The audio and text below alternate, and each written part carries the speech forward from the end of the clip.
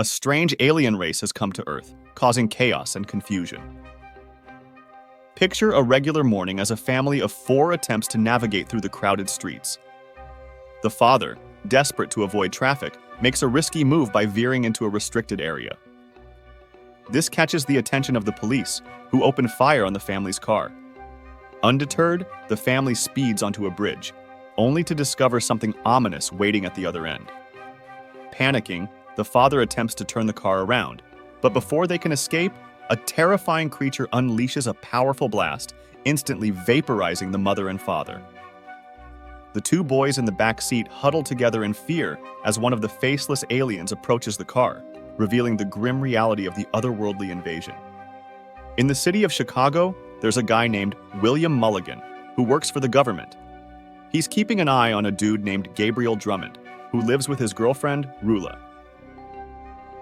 Gabriel goes to work with his buddy Jurgis, and Gabriel's brother, Rafe, was known around the neighborhood before he vanished.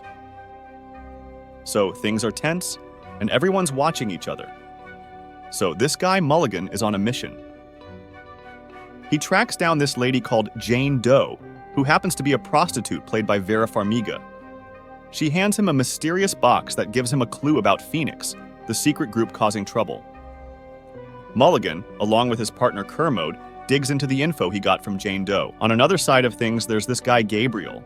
He works in a factory and does some sneaky computer stuff. He sees a coworker stealing some weird powder.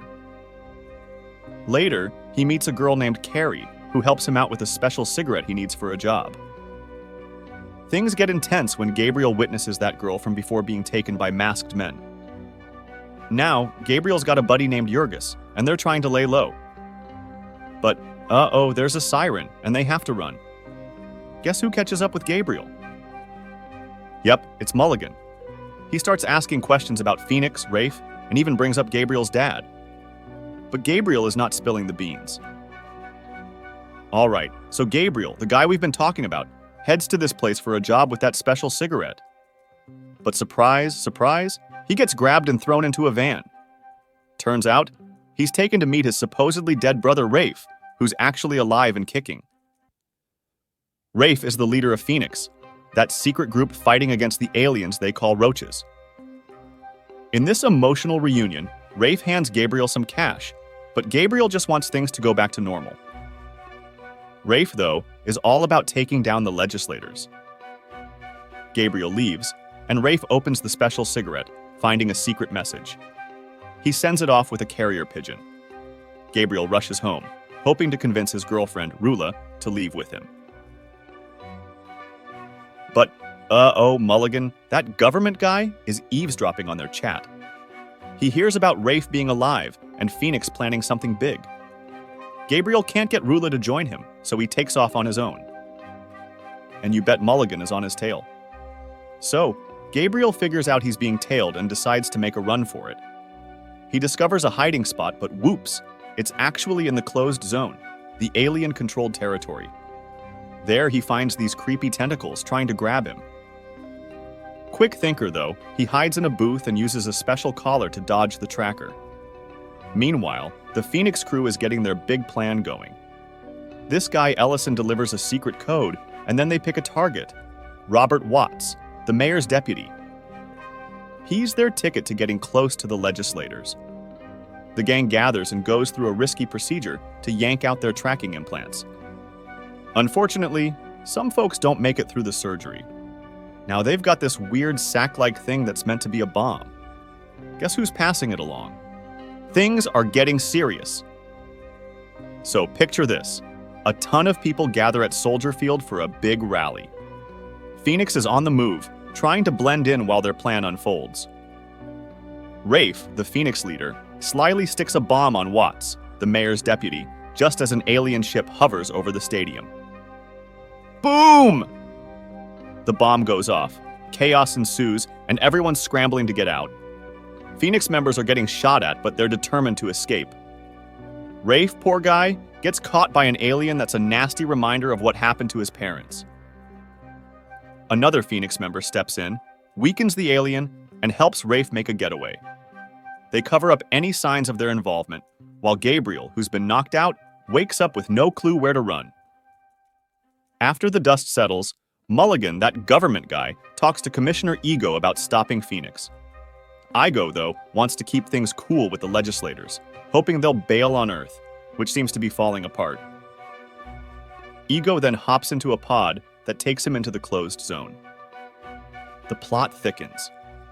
Imagine this intense scene. The sky's lighting up with fireballs, and people think the legislators are hitting back. Mulligan, the government guy, decides to raid the building where Gabriel lives, thinking he'll find the brothers there. But Gabriel steps up, reveals himself, and goes with Mulligan. Now, here's where it gets rough. Gabriel gets in touch with a Phoenix member and seems to threaten the guy's family to spill the beans. There's this bus full of Phoenix members, stopped in a dark garage by armed guards and a big alien in a suit. The alien goes for one guy, but he takes his own life before they can catch him. Next up is Rafe, who puts up a fight but gets taken down by Mulligan.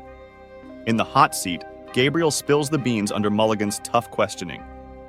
Turns out, Rafe is now Mulligan's prisoner. Rafe begs Gabriel not to follow Mulligan's orders, but it seems like he doesn't have a choice. Mulligan drops a bombshell. The legislators want to destroy Pilsen, just like they did with Wicker Park. Mulligan makes Gabriel a deal: infiltrate Phoenix or see his brother suffer. So Gabriel heads to the Phoenix base, and surprise, he's recognized by Rittenhouse, one of his old teachers. Rittenhouse takes him to Jane Doe's place, and just as they meet, Mulligan's crew bursts in, guns blazing. Later, Mulligan and Kermode find a sneaky wire that leads to a hidden space with secret info and files. Things are getting crazier. Okay, hold on tight, because things are getting seriously twisted. Mulligan, that government guy, sits down with the legislators to spill the beans on Phoenix. He convinces them that Phoenix is no longer a threat, dropping names and even revealing that the prostitute's real name is Priscilla Scott. He throws Commissioner Ego under the bus by playing recordings from her room. The Phoenix members are exposed, and some choose to end it all rather than face the consequences. Now, Mulligan is told to head to the closed zone for more instructions. Later on, Mulligan finds Gabriel and drops a bombshell. Rafe, Gabriel's supposedly dead brother, is alive. But Gabriel doesn't seem to care. He's upset that Rafe didn't care about him, and their plan failed. Mulligan suggests that maybe the failure was intentional all along. He hands Gabriel a chip with something important to watch. Curious, Gabriel takes the chip to his job and plays it on a computer. Turns out, it's a video of what looks like a baby shower for Gabriel's mom. Surprise guests include Priscilla and Rittenhouse, and shockingly, Mulligan is there too. This means Mulligan was part of Phoenix from the very beginning, playing the long game to gain the legislators' trust and infiltrate the closed zone. Gabriel finishes the video, deletes the evidence, and boom! Mulligan is shown being strapped and sent into the closed zone. Mind blown,